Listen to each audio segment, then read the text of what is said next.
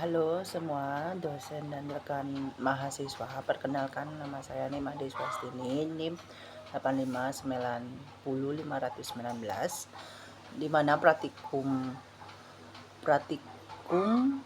pertama saya adalah mengenai ciri-ciri makhluk hidup.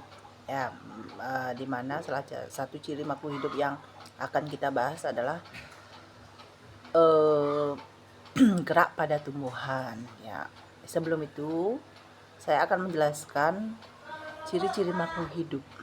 Ciri-ciri makhluk hidup. Beberapa ciri-ciri makhluk hidup. Yang pertama adalah bernafas atau respirasi, bergerak, membutuhkan makanan atau nutrisi, tumbuh dan berkembang biak atau reproduksi, dan menerima dan menanggapi rangsangan. Ya.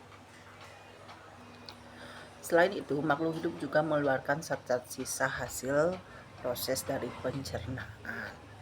Nah, sekarang kita lanjut pada pokok materi praktikum yang akan kita bahas adalah gerak pada tumbuhan. Di sini gerak pada tumbuhan sudah kita pelajari dari kelas SD ya, di mana gerak pada tumbuhan itu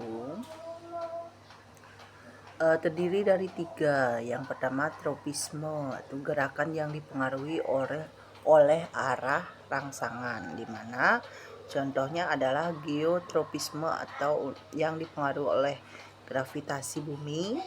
Yang kedua adalah fototropisme yang dipengaruhi oleh cahaya. Yang ketiga adalah kemotropisme yang dipengaruhi oleh zat kimia. Yang kedua adalah nasti, gerak pada tumbuhan yang disebut nasti, gerakan karena adanya tekanan turgor di dalam jaringan di bagian tulang. Ada tikmonasti atau sentuhan, contohnya adalah putri malu, kalau disentuh itu dia bisa menutup sama daunnya itu ya. Termonasti itu karena suhu gerakan tumbuhan yang dipengaruhi oleh suhu. Niktinasti yang dipengaruhi oleh gelap ya.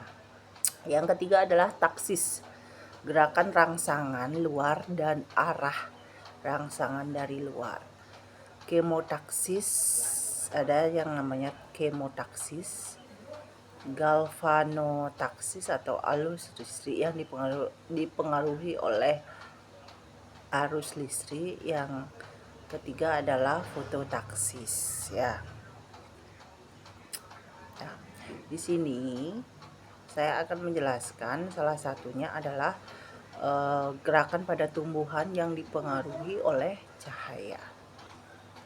Lanjut ya, di sini saya akan menjelaskan tentang gerak pada tumbuhan yang salah satunya adalah fototropisme, di mana gerakan bagian tumbuhan yang dipengaruhi oleh arah datangnya cahaya. Gerakan ini terjadi karena sel-sel di bagian tumbuhan bereaksi terhadap cahaya dengan cara tumbuh lebih cepat di sisi yang tidak terkena cahaya, sehingga menghasilkan tumbuhan membelok ke arah sumber cahaya. Di mana jenis-jenis fototropisme itu ada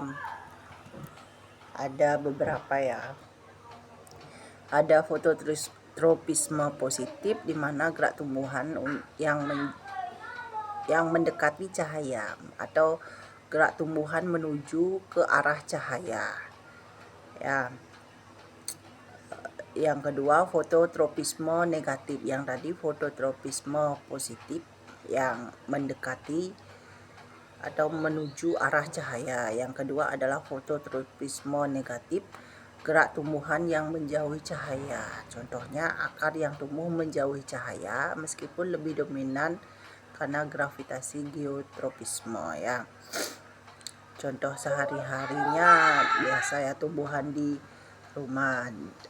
Berikut saya akan tampilkan beberapa contoh tumbuhan yang ada di rumah saya yang mengalami fototropisme positif yang menuju ke arah cahaya matahari.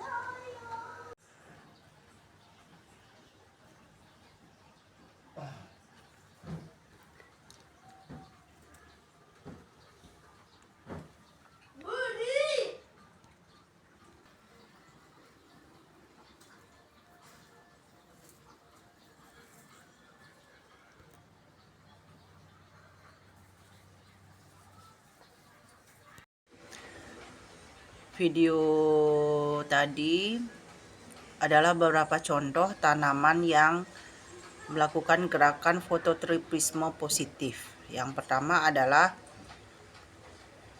tanaman Kamboja tumbuhnya ke kanan ya, menuju cahaya matahari. Yang kedua adalah tanaman sirih, juga tumbuhnya itu menuju ke sinar matahari. Jadi dimanapun letak tanamannya, dia akan menuju ke sinar matahari untuk mencari cahaya yang dipergunakan untuk fotosintesis, yaitu proses pembuatan makanan pada tumbuhan.